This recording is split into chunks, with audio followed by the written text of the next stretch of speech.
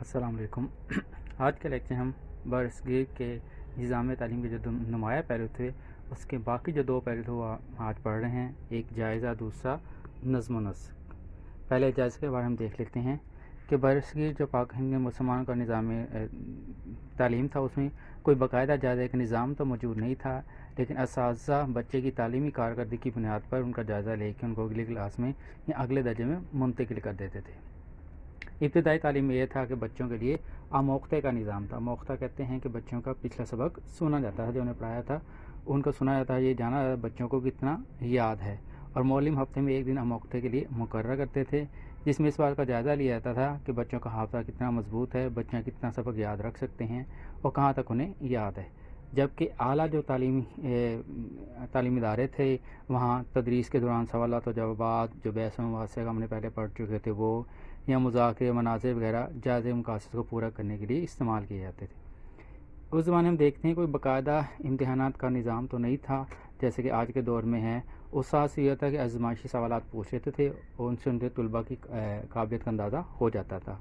اور استاد و شاگرد کے رشتہ بہت گہرا تھا جو جائزے میں بہت مفید ثابت ہوتا تھا،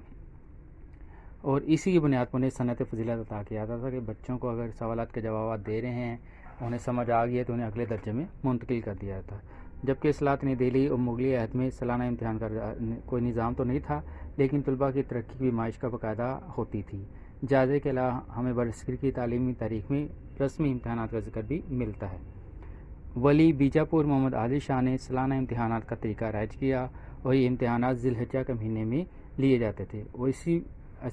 جائزے میں اچھی کارکردگی کی بنیاد پر طلباء کو انعامات دیے جاتے تھے۔ اور برصغیر پاک و ہند میں جائزے کا نظام تو نہیں تھا، لیکن اس کے باوجود جو سرکاری ملازمتیں ہوتی تھیں یا درباری مناصب ہوتے تھے ان کے لیے مقابلے کی فضا موجود تھی، اور اس مقابلے کی فضا کی بنیاد پر بچوں کی یا امیدواروں کی قابلیت کی بنا پر انہیں یہ نوکریاں وغیرہ دی جاتی تھیں۔ اب نظم و نسق دیکھ لیتے ہیں کہ جیسے کوئی نظام تو نہیں تھا برصغیر پاک و ہند میں جو تعلیمی نظام تھا، کوئی زیادہ باقاعدہ نظام تو موجود نہیں تھا، اس طرح نظم و نسق کا بھی کوئی باقاعدہ انتظام نہیں تھا۔ جو اہل ثروت لوگ ہوتے تھے یا مسلمان حکمران تھے یا بادشاہ تھے، وہ ان تعلیمی ادارے بناتے تھے، ان کی مالی مدد کرتے تھے، لیکن جو وہاں کے جو نصاب ہوتا تھا، طریقہ کار ہوتا تھا پڑھانے کا، طریقہ امتحان ہوتا تھا، دیگر امور ہوتے تھے، ان میں اساتذہ یا اس ادارے کے جو متعلقہ لوگ تھے وہ آزاد ہوتے تھے، خود مختار ہوتے تھے۔ ہمیں اس دور میں مسلمانوں کے برصغیر میں دور کے دوران ہمیں مختلف درسگاہیں ملتی ہیں، جن میں سرکاری مدارس تھے، مساجد میں قائم مدارس تھے، خانقاہوں و مزارات سے ملکہ مدارس تھے، اور علماء کرام کے قائم کردہ ذاتی مدارس۔ یہ 4 قسم کے مدارس ہمیں اس دور میں ملتے ہیں۔ ان تمام میں جو تھا داخلی طور پر آزاد تھے، اور جو ادارہ ہوتا تھا وہ داخلی طور پر آزاد ہوتا تھا، خود مختار تھا، وہ اپنے لحاظ سے جو نصاب بنائے، جو طریقہ تدریس اختیار کرے، جائزے کا نظام جو چاہے وہ بنا سکتا تھا، انہیں کوئی بھی پابندی نہیں تھی۔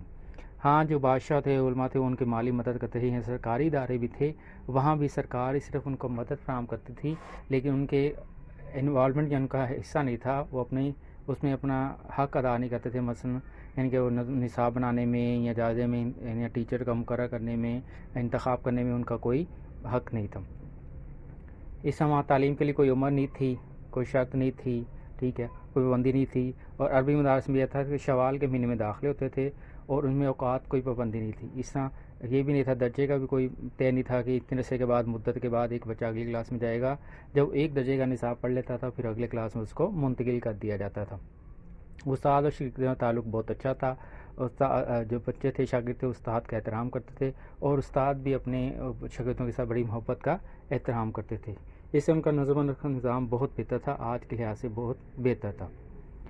جب انگریز آ گئے تو پھر یہاں ان کے باقاعدہ طور پر سرگرمیاں ان کے کنٹرول میں آ گئیں، تو پھر اس میں یہ تھا کہ جو تعلیمی تھی جو پہلے مسلمانوں کے دور میں یہ یونیورسل تھی یا مفت تعلیم تھی، وہ نظام ختم ہو گیا۔ جو مسلمانوں کے دور میں مفت رہائش کے علاوہ بچوں کو ضائع بھی دے جاتے تھے، وہ بھی ختم ہو گئے، اور اس نظام تعلیم کا مقصد کیا تھا؟ اطاعت الہی تھا اور نیابت الہی تھا، جو کہ انگریزوں کے آنے کے بعد پھر کیا ہو گیا؟ سرکاری ملازمت کے حصول اور روزگار کے حصول کا ذریعہ قرار پایا۔ مسجدیں تعلیم کا مرکز نہ رہیں انگریزوں کے آنے کی وجہ سے، اور اسکول بھی محدود ہوتے گئے، جس کی وجہ سے جو مسلمانوں کے دور میں تعلیم یونیورسل اور مفت تھی وہ اب یونیورسل نہ رہی اور نہ ہی مفت رہی۔ مسلمان کے نظام تعلیم کو ہم عوامی اور آزاد تھا، حکمران اپنے فرض سمجھتے کہ وہ تعلیم کی خدمت کریں اور تعلیم کی ترقی کے لیے وہ اپنی تمام خرچہ کرتے تھے اور ہر ممکن کوشش کرتے تھے کہ تعلیم کو عام کیا جائے. لیکن انگریزوں کے بعد تعلیم کیا ہوگی؟ بلا تفریق نہ رہی بلکہ سیکولر بن گئی اور مخصوص ذہنی کے لوگ پیدا کرنے کے لیے اس کو استعمال کیا جانے لگا. انگریزوں کے دور میں اردو اور فارسی کی جگہ انگریزی کو ذریعہ تعلیم بنا دی گیا، جبکہ مسلمانوں کے دور میں اردو اور فارسی میں تعلیم دی جاتی تھی. پھر انگریزوں کے دور میں مخلوط تعلیم ہو گئی، یعنی کہ لڑکے یا لڑکیوں کو اکٹھا پڑھایا جانے لگا، جو کہ مسلمانوں کے ابتدائی تعلیم میں تو یہ تھا لڑکے لڑکیاں اکٹھی ہوتی، لیکن پھر اعلیٰ تعلیم میں لڑکے لڑکیوں کے لیے علیحدہ علیحدہ مدارس یا علیحدہ علیحدہ درس گاہیں تعمیر کی گئی تھیں، جبکہ انگریزوں نے اس کو مخلوط کر دیا، اکٹھا کر دیا. اس کا نتیجہ یہ ہو کہ مسلمان جو 50% زیادہ تعلیم حاصل کر رہے تھے ان کی شرح خواندگی کم ہوتی گئی اور پاکستان کے قیام تک صرف 20% تک آ گئی تھی. اور اسی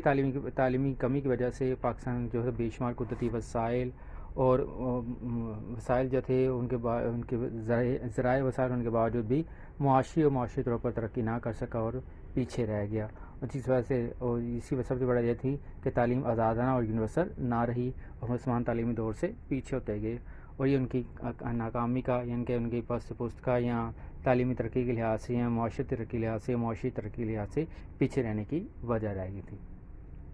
تو آج ہم نے برصغیر کے نظام تعلیم کے جو 2 ہمارے پہلو باقی رہ گئے تھے، جائزہ نصب و نسق، وہ آج ہم نے پڑھ لیا. تو اس میں ہم نے برصغیر میں نظام تعلیم کے نمایاں پہلو جس میں مقاصد تعلیم، نصاب تعلیم، طریقہ تدریس، جائزہ اور نصب و نسق تھا، وہ آج ہم نے مکمل کر لیا. امید ہے آپ لوگوں کو یہ سوال سمجھ آیا ہوگا.